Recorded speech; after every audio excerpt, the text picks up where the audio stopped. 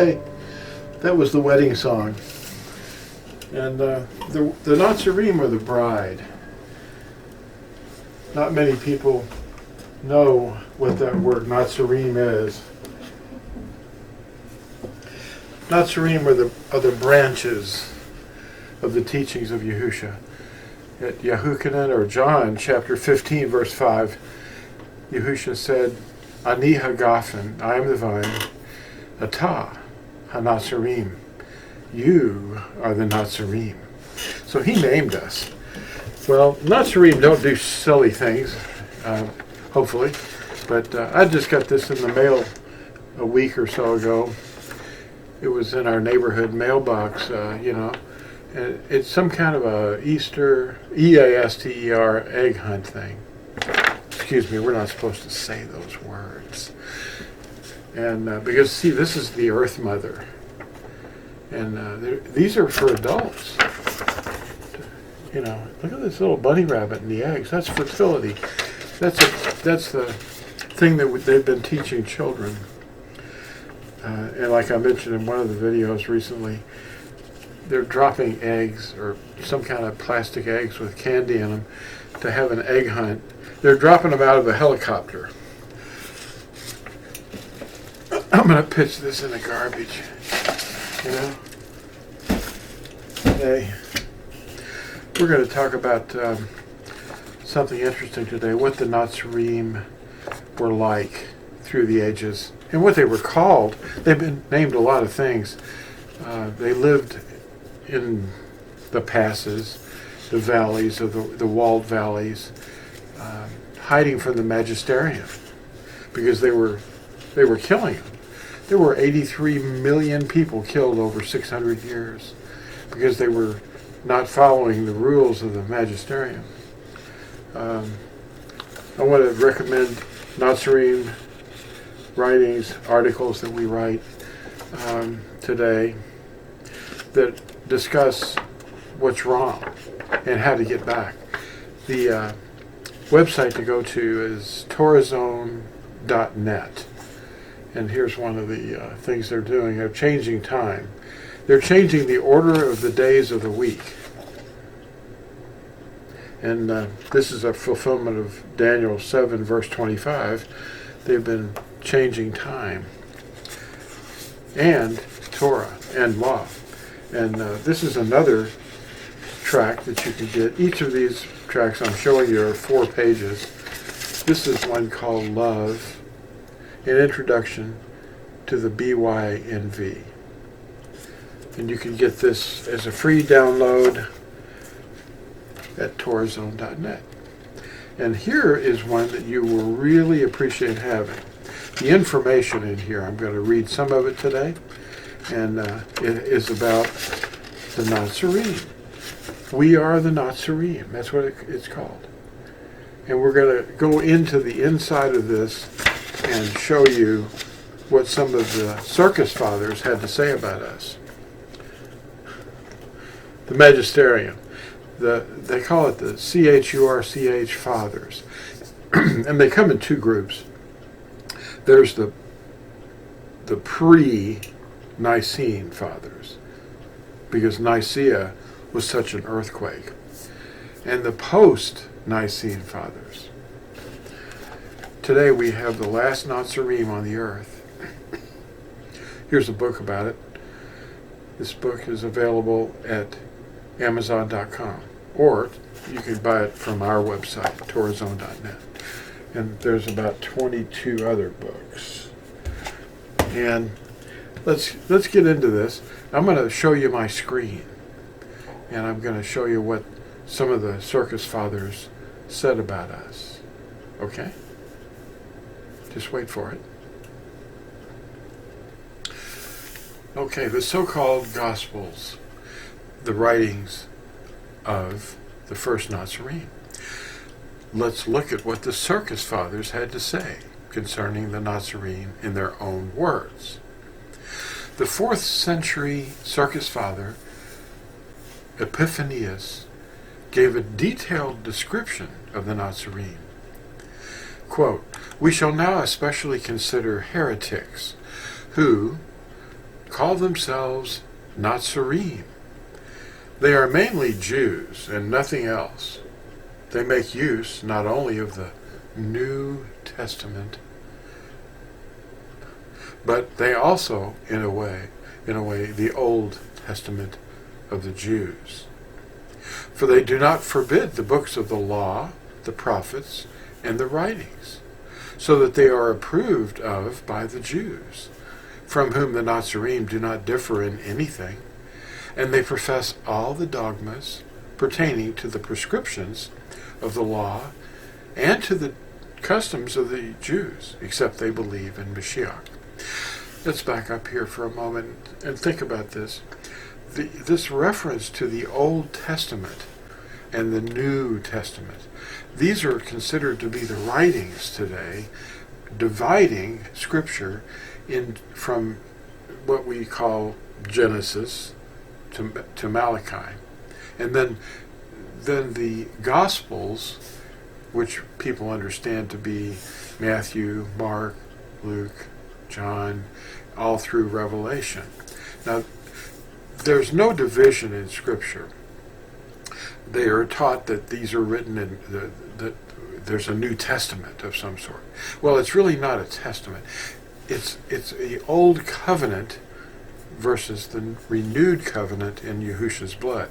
The Old Covenant is referenced at Deuteronomy 31, verse 26. It was a writing on it was handwritten on an animal hide in a scroll, and it was placed beside the ark. And it was the prescriptions for animal blood to be offered by a priesthood that is no longer operating. It's obsolete. You can't offer animal blood for transgressions because Yahushua did it. Oh, he completed it. Hebrews 8, verse 13 explains that. Now, the renewed covenant it's Yahushua's blood. That's done. And there is no testament involved in any case. But I don't think so. Let's understand that this reference to New and Old Testament is actually not the writings, but it's the method by which transgressions are atoned for. Now we have true redemption in Yahushua's blood. That's the renewed covenant. And it doesn't change what we're to obey. It's to recognize that the transgression of what we have disobeyed is covered by Yahushua's blood rather than animal blood. Now, intentional sin is not covered in either case. But the terminologies that we're hearing in Christianese is inaccurate and misleading. Now, let's continue. Down at the bottom here. They preach that there is but one God and his Son, Yahushua, the Mashiach.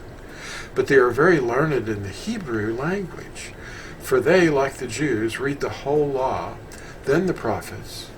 They differ from the Jews because they believe in Mashiach, and from the Christians in that they are to this day bound to the Jewish rites, such as circumcision, the Sabbath, and other ceremonies. Now pay attention to this in red. They have the good news according to Matthew in its entirety in Hebrew. For it is clear that they still preserve this in the Hebrew alphabet as it was originally written. Now, look at that. This is a man living in the 4th century, early on, before the Hebrew became under the attack to the point where it's basically been scrubbed from reality. But then the Dead Sea Scrolls came along in 1947, and the scroll, well, the looters, the Jesuits, took it all. Anyway, obviously Epiphanius would forbid the law. and the prophets and the writings, the Tanakh, often referred to and quoted from by Yahusha himself. Shabbat, that's Sabbath, observance, which was instituted at creation, was practiced by Yahusha. So how could those who walk as he walked be heretics? This record hits on how doctrinally errant things had become very early, and why Christian doctrines are so different from the first followers of Yahusha, the Natsarim.